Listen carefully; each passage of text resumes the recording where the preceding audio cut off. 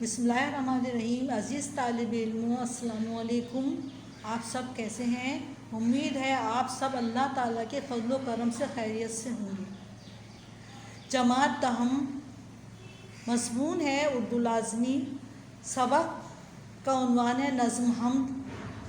हम अज़ीज़ तलबा व तालिबात, हम में अल्लाह ताला की तारीफ़ व तौसीफ़ बयान की जाती है।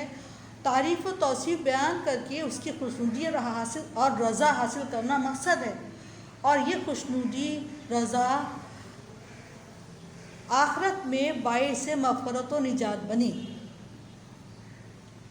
तारीफ़ खुदा की जिसने जहाँ बनाया, कैसी ज़मीं बनाई, क्या खूब आसमां बनाया। आइए हम नज़्म हम के शायर की बुलंद ख़्वानी करते हैं। यही आपका तारुफ़ शायर है। अज़ीज़ तालिब इल्मों, अब हम नज़्म हम के शायर मौलवी मोहम्मद इस्माइल मेठी का तारुफ़ पढ़ते हैं। सफ़ा नंबर 117। विलादत 1844, वफ़ात 1917। मौलवी मोहम्मद इस्माइल मेठी हिंदुस्तान के शहर मेरठ में पैदा हुए। इब्तिदाई तालीम मेरठ ही में पाई। फिर अरबी और फ़ारसी के उस्ताद की हैसियत से मेरठ और सहारनपुर के स्कूलों में खिदमत अंजाम दी। आखिर में आगरे में सेंट्रल नॉर्मल स्कूल में उस्ताद की तरबियत देते रहे। वहाँ से रिटायर्ड होकर वापस मेरठ आ गए और यहीं इंतकाल फरमाया। इस्माइल मेठी का शुमार बच्चों के अहम शायरों में होता है। बच्चों में नौजवानों के लिए बहुत सी इस्लाही और अखलाकी नज़में लिखीं। आपकी शायरी ज़बान की पाकीज़गी और बयान की सादगी का नहायत उम्दा नमूना है। आपकी नज़में हिंदुस्तान और पाकिस्तान की दरसी किताबों में पढ़ाई जाती रही हैं। आपका सारा कलाम कुल्लियात इस्माइल के नाम से शाया हो चुका है। दरसी किताब में शामिल हम इसी कुल्लियात से ली गई है। अज़ीज़ तलबा व तालिबात, तारुफ़ शायर लिखते वक्त आप मुख्तलिफ़ नुकात लिखिए। पहला नुक्ता ये लिखिए कि नाम आपका मोहम्मद इस्माइल मेठी है। आप मेरठ में पैदा हुए। आप 1844 में पैदा हुए और आपने का पेशा क्या था? दर्स व तदरीस। और आपकी जो खुसूसियात है आपका वो है बच्चों का शायर। और आपका जो तारीख़ वफ़ात है वो 1917। अब आपके कलाम की क्या खुसूसियात हैं? आपके कलाम की खुसूसियात ये हैं कि बच्चों और नौजवानों के लिए बहुत सी इस्लाही अखलाकी नज़में लिखी। आपकी शायरी ज़बान की पाकीज़गी और बयान की सादगी का नहायत उम्दा नमूना है। आपके कलाम की यही खुसूसियात हैं और आपने मुख्तलिफ़ मौज़ूआत पर मौसूर अंदाज में बच्चों के लिए तहरीर किया। अज़ीज़ तलबा व तालिबात, सफ़ा नंबर 118 हम की बुलंद ख़्वानी करते हैं। खुदाया नहीं कोई तेरे सिवा, अगर तू न होता तो होता ही क्या। तसव्वुर तेरी ज़ात का है मुहाल, किसे ये सकत और कहाँ ये मजाल। बनाई है तूने ये क्या खूब छत, कि है सारे आलम की जिसमें खपत। ये तारे जो हैं आते जाते हुए, चमकते हुए जगमगाते हुए, चिराग ऐसे रोशन जो बिन तेल हैं, ये तेरी ही कुदरत के सब खेल हैं। ये लालो गौहर हैं जो बिखरे पड़े, ज़मीं से भी हैं उनमें अक्सर बड़े। ये कायम है तेरी ही तकदीर से, बने हैं बहम सख्त जंजीर से। वो जंजीर क्या है कशिशे बाहमी, न इसमें खलल हो न बेशी कमी। है इन सब का आईन ईजाद एक, हुनर एक है उस्ताद एक है। माखूज़ कुल्लियात इस्माइल मेठी। अज़ीज़ तलबा तालिबात, आइए हम की तशरीहात करते हैं। सबसे पहले पहला शेर है, खुदाया नहीं कोई तेरे सिवा, अगर तू ना होता तो होता ही क्या। हम کوئی بھی کسی بھی شعر کی جب تشریح کرتے ہیں تو سب سے پہلے حوالہ لکھتے ہیں، یہ شعر نظم ہم سے لیا گیا ہے۔ اس نظم ہم اور حوالہ شاعر میں لکھیں گے، نظم ہم کے شاعر مولانا محمد اسماعیل میٹھی ہیں۔ اگر ہم ان کی شاعرانہ خوبی لکھیں تو اس شعر میں شاعر فلسفہ قدرت اور فلسفہ وحدت الوجود کو بیان کر رہا ہے۔ شاعر کہہ رہا ہے کہ ایک اللہ تعالیٰ فلسفہ قدرت اور فلسفہ قدرت سے پوری کائنات کو پیدا کیا، تو دوسری طرف فلسفہ وحدت الوجود یعنی کہ اللہ تعالیٰ واحد ہے، اس نے پوری کائنات میں تمام چیزوں کو پیدا کیا، کہ اللہ تعالیٰ نے کائنات کے حسین جلووں کے سوا کچھ نہیں، چاہے پہاڑ ہوں، دریا ہوں، ستارے ہوں، حسین جلوے ہوں یا پھل پھول آبشاروں کے نظارے، وہی اس کا خالق و مالک ہے، وہی وحدہ لا شریک ہے۔ اس کائنات کے ذرے ذرے میں اس کے حسن کے جلوے ظاہر ہوتے ہیں۔ اگر ہم اس میں ایک شعر، اس کی مماثل شعر کہہ دیں تو اسے تو ہے خلوت تو ہے جلوت، کہیں پنہا کبھی آیا، یعنی کہ اللہ تعالیٰ تو کبھی ظاہر نظر آتا ہے، اے اللہ تعالیٰ کبھی تو چھپا ہوا نظر آتا ہے، کبھی تو پوشیدہ نظر آتا ہے، لیکن تیری ذات وحدہ لا شریک ہے۔ تصور تیری ذات کا ہے محال، تصور تیری ذات کا ہے محال، کسے یہ سکت اور کہاں یہ مجال۔ تصور خیال گمان، محال مانے ناممکن، سکت مانے طاقت، مجال مانے جرأت۔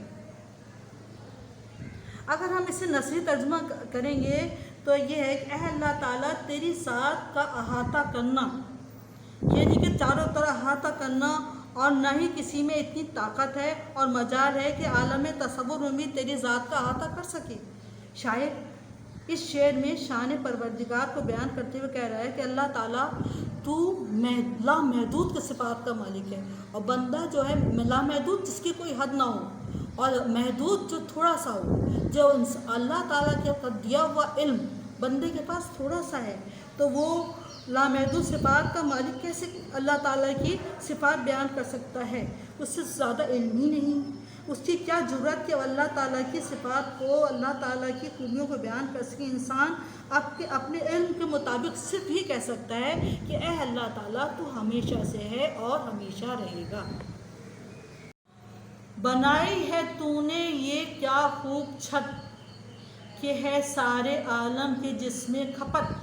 یہاں چھت سے مراد طالب علموں آسمان ہے، کھپت کے اسے مراد کھپت کے معنی ہے استعمال میں لانا۔ اگر ہم اس کا ترجمہ کریں گے، نثری یا سلیس ترجمہ کریں گے کہ اے اللہ تعالیٰ تیری شان و عظمت کا اندازہ صرف اس بات سے لگایا جا سکتا ہے کہ تو نے ہمارے سروں پر کتنی پیاری چھت یعنی آسمان کو بنا دیا ہے، جس نے پوری دنیا کو اپنے زیر سایہ کر لیا، یعنی پوری دنیا پر محیط ہے۔ اس شعر میں شاعر اللہ تعالیٰ کی ہنرمندی اور کاریگری کو بیان کر رہا ہے کہ اس کی ہنرمندی اور کاریگری کا اعلیٰ نمونہ روشن آسمان ہے۔ اللہ تعالیٰ قرآن پاک میں ارشاد فرماتا ہے، ترجمہ: وہ جس نے آسمان اوپر تلے بنائے، تم رحمان کی تخلیق میں کوئی فرق نہ دیکھو گے، پس تم نگاہ ڈالو، کیا تمہیں کوئی شگاف نظر آتا ہے؟ شگاف مانے ہول یا سوراخ کو نظر آتا ہے۔ تو ہم یہ کہہ سکتے ہیں کہ اللہ تعالیٰ کی ذات وحدہ لا شریک ہے، اس کی ذات ہمیشہ سے ہمیشہ ہے۔ ستارے جو ہیں آتے جاتے ہوئے، چمکتے ہوئے، جگمگاتے ہوئے۔ شاعر اس شعر میں اللہ تعالیٰ کی قدرت کاملہ کو بیان کر رہا ہے کہ یہ ستارے اس کی قدرت کا ادنا نمونہ ہیں۔ یہ ستارے آسمان کے تزئین و آرائش اور زیب و زینت ہیں۔ رات کی تاریکی میں یہ آسمان پر چمکتے ہیں اور یہی حسین منظر آسمان کو پرنور بنا دیتا ہے۔ ایسے روشن جو بن تیل ہیں، یہ تیرے ہی قدرت کے سب کھیل ہیں۔ شاعر اس شعر میں اللہ تعالیٰ کی عظیم الشان قدرت کو بیان کر رہا ہے کہ تو نے کائنات جب تخلیق کی اس وقت سے یہ سورج چاند ستارے روشن ہیں اور تیرے بنائے ہوئے نظام قدرت کے مطابق چل رہے ہیں، اور ان کو روشن کرنے کے لیے کسی ایندھن کی ضرورت نہیں، لیکن یہ روز اول سے روشن ہے، کبھی ان کی روشنی میں کمی نہیں ہوئی۔ یہ لال و گوہر ہیں جو بکھرے پڑے ہیں، زمین سے بھی ہیں ان میں اکثر بڑے۔ شاعر ستاروں کو لال و گوہر کی مانند قرار دے رہا ہے جو اپنے دائرے یعنی مدار میں گردش کر رہے ہیں، ایک دائرے ایک مدار میں گردش کر رہے ہیں جو ہمارے نظام شمسی کا حصہ ہیں۔ نظام شمسی کے معنی سورج کے نظام کا ایک حصہ ہیں۔ ان ستاروں یا سیاروں میں بعض جسامت میں زمین سے زیادہ بڑے ہیں، لیکن یہی کاریگری اور قدرت خداوندی ہے کہ وہ خلا میں اپنی جگہ میں ٹھہرے ہوئے ہیں اور حکم الہی سے چمک رہے ہیں۔ یہ قائم ہے تیری ہی تقدیر سے، بندھے ہیں بہم سخت زنجیر سے۔ شاعر اس شعر میں نظام کائنات کو بیان کر رہا ہے، اور اس نظام کائنات کا منظم طریقے سے چلنا ہی اس کی قدرت اور طاقت کو ظاہر کرتا ہے۔ کائنات کی ہر چیز اللہ تعالیٰ کے حکم کے تابع ہے، بغیر اس کی اجازت کے ایک ذرہ بھی اپنی جگہ سے نہیں ہل سکتا، جس کو شاعر تقدیر اور زنجیر کہا ہے، جس کو شاعر نے تقدیر اور زنجیر کہا ہے کہ یہ کائنات کی تمام چیزیں اللہ تعالیٰ کے حکم کے مطابق چل رہی ہیں، اسی کے حکم کے تابع ہیں، اور اس کی اجازت کے بغیر ایک ذرہ ایک پل بھی کوئی حرکت نہیں کر سکتا۔ ٹھیک ہے۔ وہ زنجیر کیا ہے کشش باہمی، نہ اس میں خلل ہو نہ بیشی کمی۔ شاعر اس شعر میں اللہ تعالیٰ کی صناعی اور قدرت کا ذکر کرتے ہوئے کہہ رہا ہے۔ صناعی سے معنی چاند بنایا، سورج بنایا، زمین بنائی، تو صنعت بنانے اللہ تعالیٰ زمین و آسمان کا بنانے والا ہے۔ زمین و آسمان میں موجود سورج، چاند، ستارے، سیارے، جنگلات، پہاڑ، میدانی علاقے، یہ کشش باہمی ہے جو وہ ایک ایسی زنجیر ہے جو صدیوں سے قائم ہے، اور انسان ان صدیوں سے فائدہ اٹھاتا چلا آ رہا ہے۔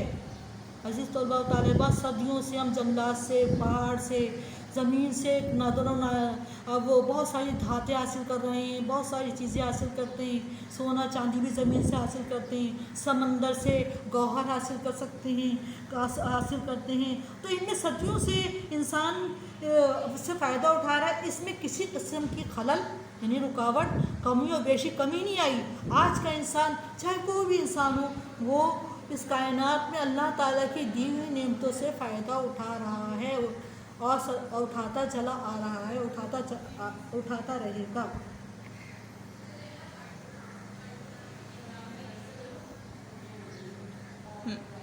ہے ان سب کا آئین ایجاد ایک، ہنر ایک اور استاد ایک۔